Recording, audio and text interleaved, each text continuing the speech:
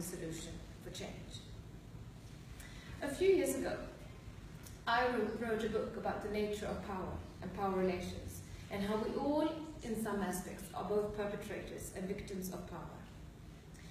And this happens consciously and subconsciously. I also did a TED talk about how power from within. And despite the fact that we have so much knowledge in this world, we still fight and struggle with so many major challenges, quite common challenges all over the world, locally and on a global level, on an environmental and political level. And I lifted the need for each and everyone to see the power from within, and how my choices matters, and the power we carry within. And I presented a method, actually, to make better choices for ourselves, but also for the society as a whole. How to actually backtrack my choices. Can I do a different choice today? In what way, how? If I'm going to buy this t-shirt, which I know is quite good and nice and is quite trendy, and maybe my t-shirt will keep me in my comfort zone, but why do I need it? So I have a set of questions, actually a tool for how to trace the power that I'm actually putting myself into through consumption, but also that we all are human beings, just that. And we all have these urgent, fundamental, basic needs. And that's how we, such as fundamental needs and emotions, such as fear, comfort, identity, status. All of this can sometimes fool ourselves sometimes, and enter some roads that we maybe don't really like at the end, and that is not healthy for the society either. But my whole idea is that we can reverse that negative power relation. And out of these thoughts, my idea to my social entrepreneurship started, and I bumped into this quote: "There is no greater agony than bearing an untold story inside you." Maybe someone recognized that quote.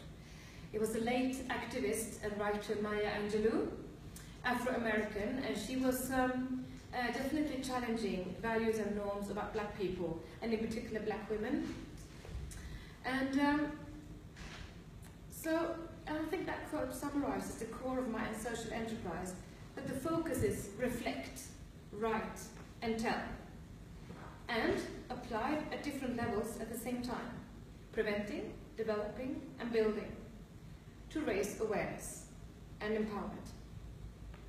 So what I've done is that I have developed a workshop concept and programs for conflict resolution based on the idea of each and everyone's participation and responsibility for change.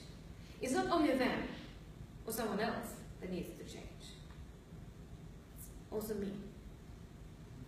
So the name of the organization is called the Urban Narrative, and the urban stands for the social unease, inequalities, and environmental challenges linked to the urbanization that we see taking place all over the world, and how that affects us all, at least. And the narrative stands for the thoughts, reflections, and ideas that comes into awareness and that are written down. Also very important documents of our times. And all these documents will be collected in a platform in a way that I will show you just a bit later. And the concept is designed in a way for the individual to be challenged with their norms and values, with different writing exercises. And the intention is to trigger a changing process from within that gains not only the individual, but also the society as a whole, in that society where the individual is living and taking part of, to create a sense of feeling that you are part of a whole, part of one. So the participants at the workshops are guided with a high sense of creativity and reflection.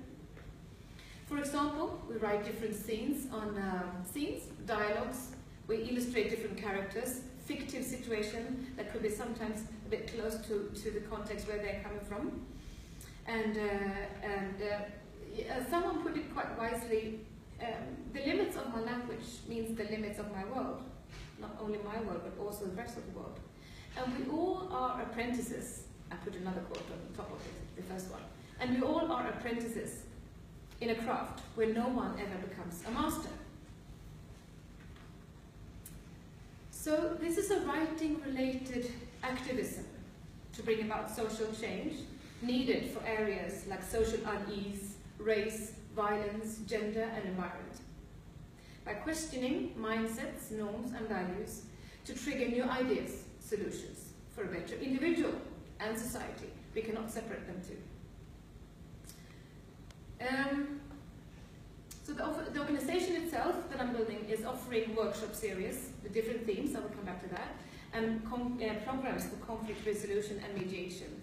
The program for conflict resolution could be also applied in Biskopsgården, for instance. We could have two rivaling gangs. We could hand-pick some individuals and let them come together, and then we use writing as a tool for change. And now maybe some of you wonder what kind of picture is this. It's a bit small though, but I will explain for you. Maybe some of you would know what this is, but it's a high security prison here in Sweden called Kumla.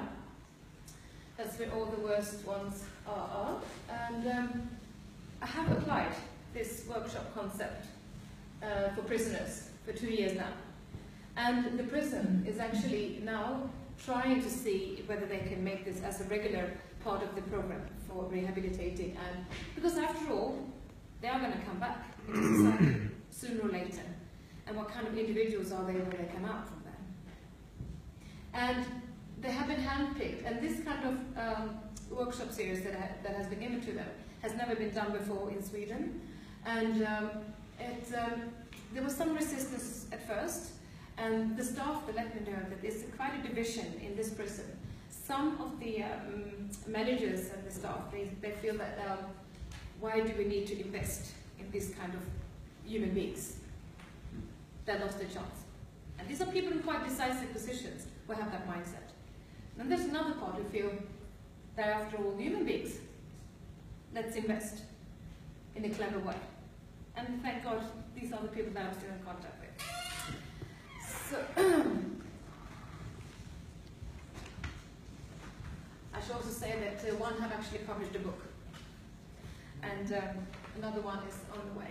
But as I said, writing is not the solution. It's a way to find a solution. But also, often a lot of times when we read, for me, what I try to transmit is the message that you can have a fictive person or someone or something out there when you write the exercises during the workshops. But the most important is the process itself. So it doesn't necessarily need someone to read it, but I have ideas for how to publish it as well. Because a lot of people who come into the writing practices, they do after all feel that please someone read it once they come over that obstacle that I can't write. Because I have a belief that everyone can write. Okay, I have, oh my God, not so much left. Okay, I'll be quicker. The social impact. Recent international research show that there's a strong social return from writing in a conscious way. And it has a significant effect on individuals with this increased sense of well-being and also a way to handle traumatic experiences and setting new goals, even back to physical health. There's some late studies showing that. And also when it comes to significant good results for students at school. I see that I'm running out of time, so maybe I should show you. This is from India actually. The next picture, I can't find it here. It's not, oh. No. Bakom den. Nej, please. This is not quite, I don't know you come. Nej, I mean up there. We'll add them in, no problem. Don't. Right. Yeah, all right. Okay, I'm sorry, it's not the most beautiful brochure.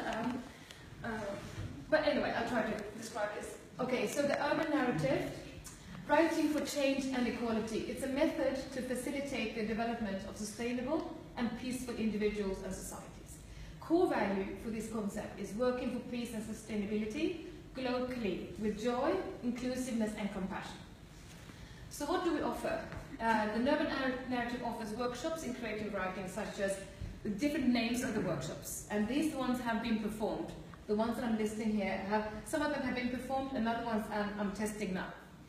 So workshops in creative writing, such as Run and Write, Write and Dine, The New Urban, socially, politically and environmentally, workshops for people in the risk of radicalization, and individuals returning from extremism, and sex trafficking victims with workshop themes such as Crossroads, Reclaim, and Bye Bye Perpetrator. Programs for conflict resolution and mediation using writing as a method, I just told you briefly about, and a newsletter. All this will be collected in one platform.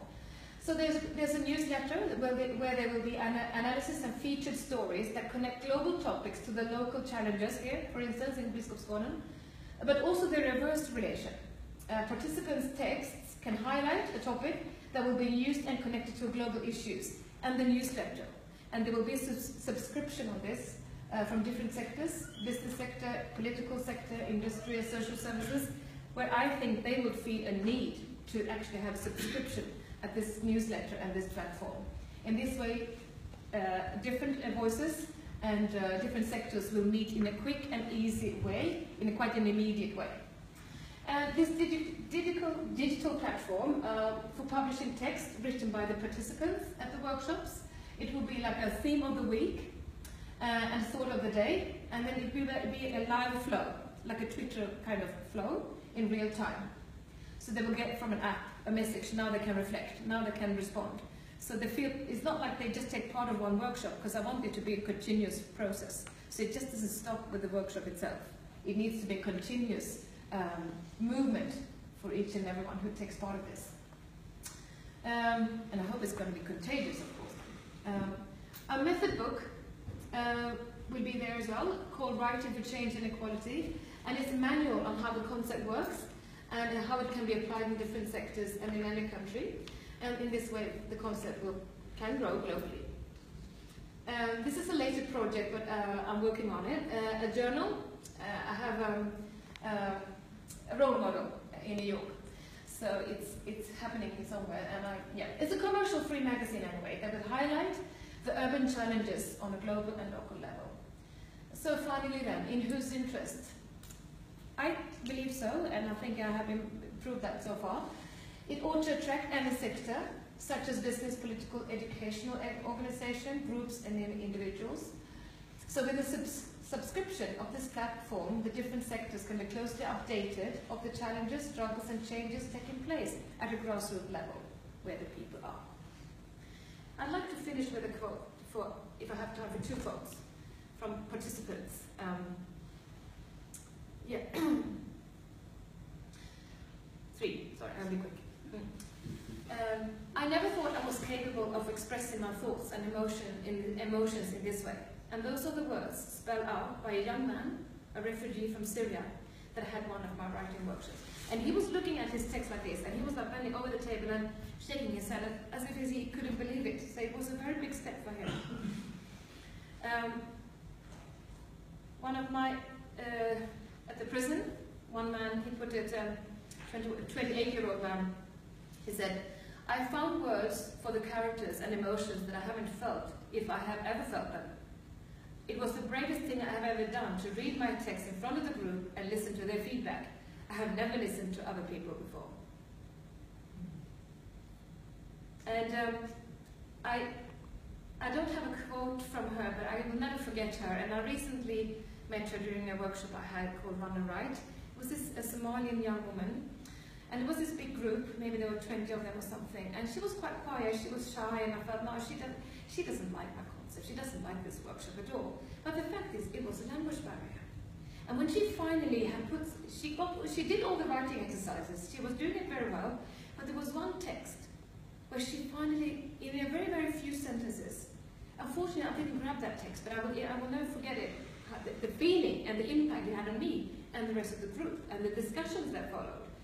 She described so well how the trapped feeling, the claustrophobia she felt by the fact that she was a half person, that she couldn't express herself properly because of language barriers. But she really wanted people to see her. And the way she put it, and the smile of her face, and the pride and the joy, it was the first time she expressed that feeling. Then I felt the impact. Thank you very much. Thank you.